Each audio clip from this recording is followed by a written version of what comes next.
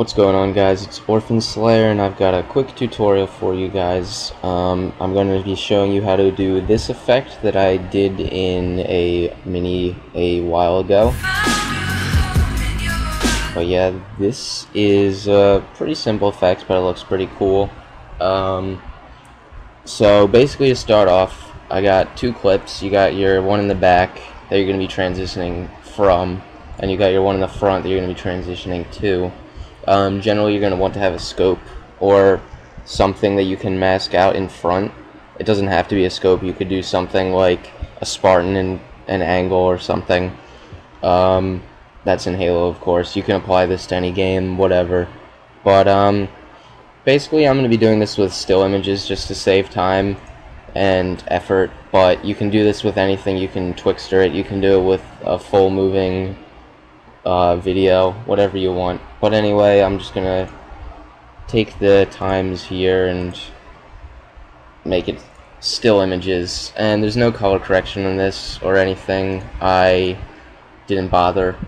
Sorry about that. If it makes any difference, probably not. But alright, to start, I am going to first duplicate this before I mask. Then you can turn off the top one, head on down to the bottom one. Doesn't really matter, top or bottom. I'm going to move them around later probably. And then just do a quick mask of the scope.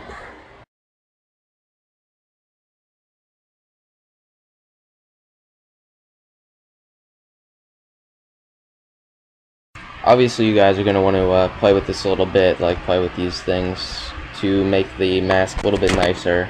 But I'm not going to worry about that again for time's sake. But now you got the scope masked out, you have to begin transitioning, I guess. So let's turn this off.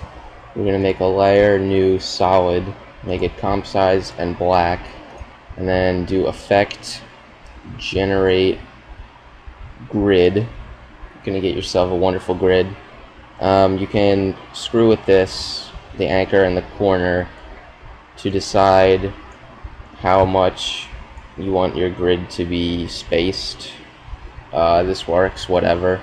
And then you're going to want to actually first you might want to add a nice little glow because it looks better. And then layer pre-compose this shit, because otherwise you can't mask on top of something, on top of a grid, if you haven't pre-composed it. But yeah, so go here, grab the mask, copy it, Control-C, paste it, got your mask. Want to hit MM to bring up these options, feather it a bit, probably going to be one a little more than 4. 20 seems to look alright. So basically what I did when I did this, let's start this around here. This doesn't need to be such a huge ass composition. Make it something more like 60 frames. I think this might be running at 60 frames per second, so I might want to extend that out a little bit more, actually. Let's make that like 130 or something. Okay, pull this shit back out. Sorry about that. Hopefully it doesn't ruin your viewing experience. But, yeah, so you got this looking good. And the way I brought this up was just simply with the opacity, I believe. You just put a keyframe, go back a little bit, set it down to 0. And I think not only did I do that, I added a distort, I added bulge. You gotta just play with this to get it to cover up the whole thing so that it's a nice bulge. You can see, because if you turn this off, it's not bulging. And you just keyframe the bulge height. Might want to make this like 0.5-ish. Nah, that's a little low. 0.7 will probably work. Head back here, put it on 0, and then go over here and move up a little bit. Put that back to 0. So that's just nice little bulge, and then back. And then you're gonna also want to go to the same frame and put the opacity down to 0. So you just got a nice little. I'm going to spread these keyframes out a little bit. I think they're a bit close together. Yeah, you can play with the timing on yours to make it look how you want it. And then you got your mask, the sniper mask, there we go. Put that on top. What I did was I believe I pre-composed this and added a little glow. Where is it? So actually no, this is a later step, I'm sorry. First you just want to do transition, linear wipe, basic transition. Move this to 180 degrees, I believe. It might be 0, but let's see. Yeah, it's 0. Fuck me in the face. Feather it a little bit because it looks better. You can feather it however much you want. Go ahead and keyframe this so that it'll like bulge up, and as it's bulging up, you have your thing coming across. So it's alright. And then I made a layer, new adjustment layer, and this is where you add the glow or whatever. Stylize, glow, turn the threshold down a lot, turn the radius up a lot, turn the intensity up. That should work. Now I want to make this so that it's only on the edge of this thing, so I can take the mask again from here. Let's grab that, put it on the adjustment layer so it's just covering this. You're gonna want to wrong one. Grab this. If you click in, you bring up this crap. Get rectangle. Do a little masking right on the edge, and then I believe if you put it to intersect, yep, that works wonderfully. Do again to bring up your other stuff.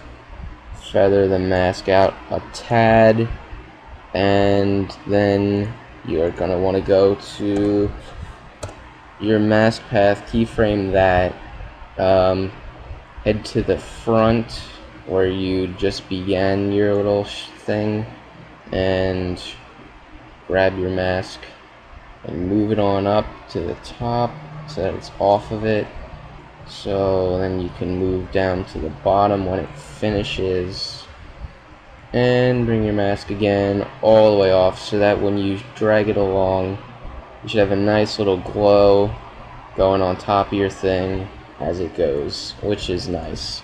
You don't need that, looks nice, I think, so I use it. Alright, so now you need the background, so that's this little blank layer.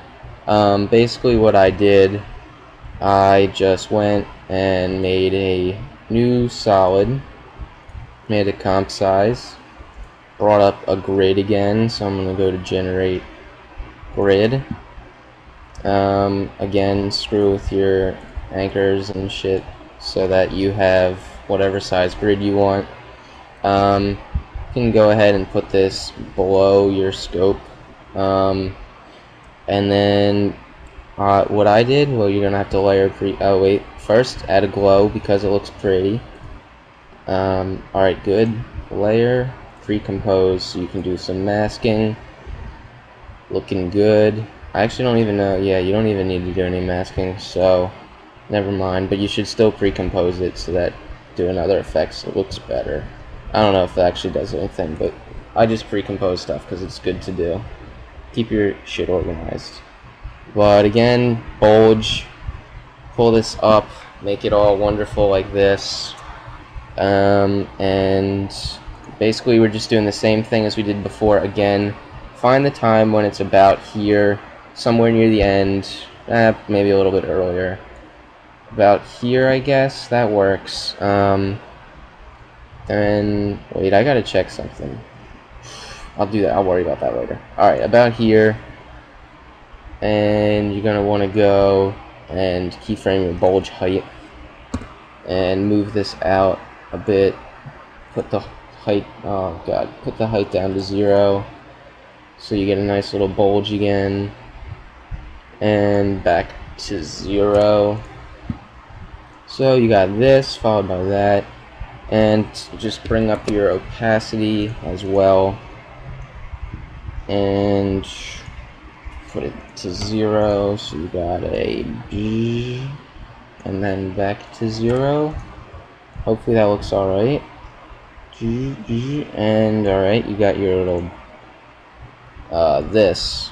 I'm gonna do effect, transition, linear wipe, put this to 0, put it up a bit so you can, oh, what the hell, I suck at dragging stuff. Alright, find your feather, make something that looks alright, 65, I guess that works, and I'll put this up and move over as it bulges out and comes down. I don't know why this is off, let's fix that. And I'm on the wrong layer, and there you go. So then that'll bulge and wipe your back layer on. So you've got, which I guess this looks alright. If you want to make it look better, you can tweak it a bit, play around with it, and obviously it looks a lot better if the thing is slightly twixtered or in some sort of motion, so it's not just completely blank. But it looks alright, I guess. Let's preview this. Hopefully it's not too fast. If it is, I'll have to spread my keyframes out, but it's alright so far. Let's see how it goes. Oh yeah, that might be a bit fast. You can play with it. You might want to add some easy ease as well. You might want to split these a little bit. If you bring up everything that's keyframed, you might want to take all the keyframes on the second one that are further out. You might want to take them and move them over a bit.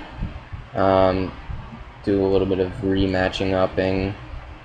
Hopefully this doesn't screw the whole thing up. It very well might. I'm completely doing this impromptu tutorial with no planning whatsoever. That might be a little bit long in between, but you get what I'm saying, hopefully. You can split the keyframes, make it bigger, and split the distance in between them to make each effect itself go a little bit faster.